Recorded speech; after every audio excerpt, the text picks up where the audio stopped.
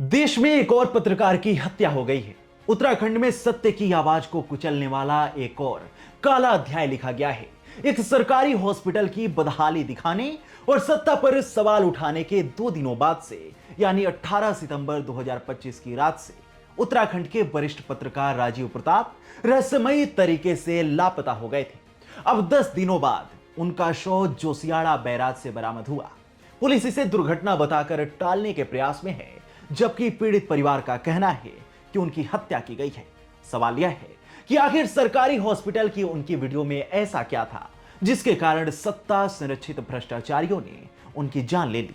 नमस्कार, मेरा नाम है अवनीश और आज के वीडियो में चलिए आपको इस मामले के तह में लेकर चलते हैं और पत्रकार राजीव प्रताप की मौत से जुड़े सारे सवालों के जवाब ढूंढने का प्रयास करते हैं। दरअसल 16 सितंबर 2025 को राजीव प्रताप ने अपने YouTube channel Delhi Uttarakhand live पर एक वीडियो अपलोड किया जिसका शीर्षक था उत्तरकाशी के हॉस्पिटल की ये बदहाली क्यों। 7 मिनट की इस वीडियो में उन्होंने जिला अस्पताल के ट्रॉमा सेंटर की बदहाली उजागर की थी। वीडियो में राजीव ने ट्रॉमा सेंटर की छत पर शराब और बियर की बोतलों को दिखाया और बताया कि अस्पताल के कर्मचारी वहां शराब पीते हैं और मरीजों की अनदेखी करते हैं। उन्होंने कहा कि यहां के डॉक्टर से क्या बोलूं, लेकिन यहां के सीएमओ कभी राउंड पर नहीं आते। यहां शराब और बियर की बोतलें पड़ी हुई हैं। आगे उन्होंने अस्पताल की गंदगी भरे हालात पर तंज कसते हुए कहा था कि मैं इस हॉस्पिटल में आपको क्या ही अच्छा दिखाऊं, यहां हर तरफ गंदगी है, हॉस्पिटल तो मदिरालय बन गया है। वीडियो में एक कुत्ते को सीढ़ियों पर दिखाते हुए उन्होंने व्यंग किया, भाई साहब आप यहां क्यों आए हैं, यहां इंसानों का इलाज हो जाए वही बड़ी बात है।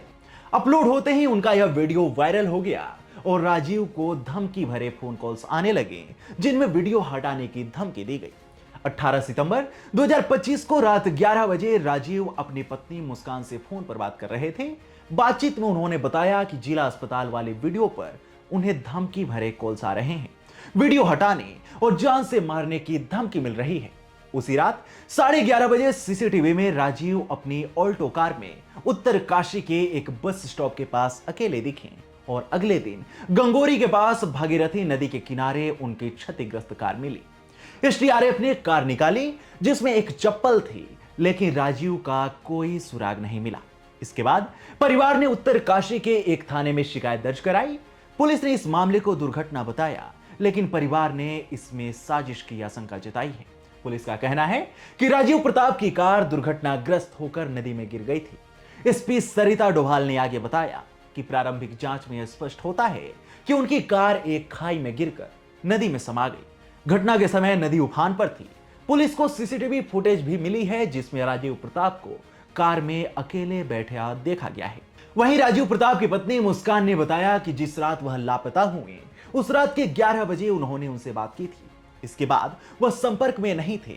मुस्कान ने बताया उन्होंने कहा था कि अस्पताल और स्कूल पर अपनी रिपोर्ट डालने के बाद उन्हें डर लग रहा था। उन्हें धमकी भरे फोन आ रहे थे कि वीडियो हटा दें। मुस्कान ने बताया कि रात 11:50 में उन्होंने उन्हें मैसेज किया, लेकिन वह डिलीवर नहीं हुआ। वह बताती हैं, मुझे लगता है कि उनका अपहरण हुआ था और यह सिर्फ इस सड़क से गिरने का मामला नहीं है। परिवार की गुमशुदगी शिकायत के आधार पर उत्तरकाशी कोतवाली में अपहरण से संबंधित धाराओं के तहत एफआईआर दर्ज की गई।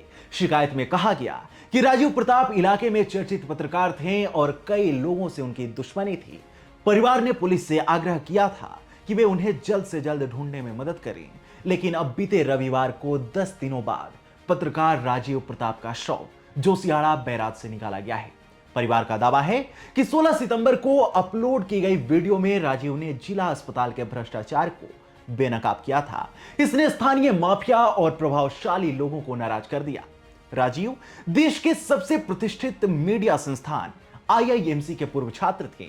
आईआईएमसी के कई छात्रों ने भी सोशल मीडिया पर सवाल उठाया कि क्या यह पत्रकारिता पर सुनियोजित हमला है। उत्तराखंड पुलिस का दावा है कि सीसीटीवी और कार की हालत दुर्घटना की कहानी कहती है, लेकिन सवाल यह है कि उन्हें मिली धमकियों की जांच क्यों नहीं की जा रही है। अपहरण के आरोपों पर कार्रवाई क्यों नहीं हो रही। मुख्यमंत्री पुष्कर सिंह धामी ने शोक जताते हुए निष्पक्ष जांच का वादा किया है। ऐसे में यह देखने वाली बात होगी कि राजीव को न्याय मिलता है या इस मामले को भी ठंडे बस्ते में डाल दिया जाएगा। उत्तराखंड की कानून व्यवस्था और सत्ता से हत्यारों की गठजोड़ की कहानी अब हर कोई कर रहा है। एक स्थानीय पत्रकार जो भ्रष्टाचार के खिलाफ लड़ रहा था, आज शव बनकर झील से निकला और प्रशासन दुर्घटना का राग अलाप रहा है। यह लापरवाही नहीं, सुनियोजित साजिश है। धमकियों की अनदेखी, जांच में ढील और प्रभावशाली लोगों को बचाने की कोशिश, यही सत्ता का असली चरित्र बन गया है। उत्तराखंड में पत्रकारों पर हमला कोई नई बात नहीं है। साल 1988 में जाबाज पत्रकार उमेश डोभाल को भ्रष्टाचार उजागर करने की सजा मिली थी और अब राजीव का शव बरामद हुआ है। ऐसे में सवाल उठता है कि क्या उत्तराखंड सरकार में सत्य बोलने की कीमत सिर्फ मौत है? लोग यह भी कह रहे हैं कि सरकार भ्रष्टाचारियों की रक्षा कर रही है और पत्रकारों को बलि का बकरा बना रही है। यह पत्रकारिता पर हमला नहीं, बल्कि पूरे लोकतंत्र पर चोट है। हाल ही में छत्तीसगढ़ से भी एक ऐसा ही मामला सामने आया था, जब भ्रष्टाचार उजागर करने वाले स्वतंत्र पत्रकार मुकेश चंद्राकर की हत्या कर दी गई और सेप्टिक टैंक में उन्हें दफना दिया गया था। भारत में दिन प्रतिदिन पत्रकारों पर हमले बढ़ते जा रहे हैं। डिजिटल युग में यूट्यूब जैसे प्लेटफॉर्म पर सत्य उजागर करने वाले स्वतंत्र पत्रकार पूरी तरह से असुरक्षित हैं और इनकी सुरक्षा के लिए सरकार की कोई नीति नहीं है। सरकारी अस्पताल, सरकारी स्कूल और सड़क जैसी चीजों में भ्रष्टाचार उजागर करने पर पत्रकारों की हत्या हो जाना सिस्टम की सड़ांध और सत्ता की मिलीभगत को प्रदर्शित करता है। और सोचने वाली बात तो यह है कि मेन स्ट्रीम मीडिया से ये खबरें गायब हैं, कोई इनके बारे में बात नहीं कर रहा है। किसी बड़े पत्रकार ने इस मामले में ट्वीट तक नहीं किया है। उमेश डोभाल, गौरी लंकेश, शांतनु भौमिक, मुकेश चंद्राकर के बाद अब राजीव प्रताप की हत्या कई सवाल खड़ी करती है। ये तो वैसे पत्रकार हैं जिनकी हत्या की खबरें सामने आ गई।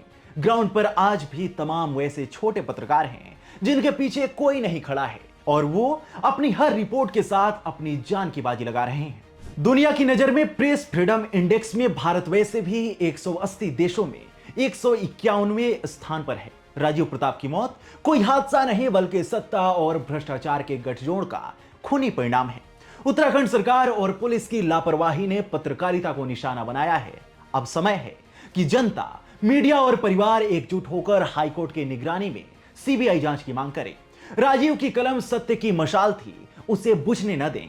यह केवल एक पत्रकार की हत्या नहीं, बल्कि लोकतंत्र की हत्या है।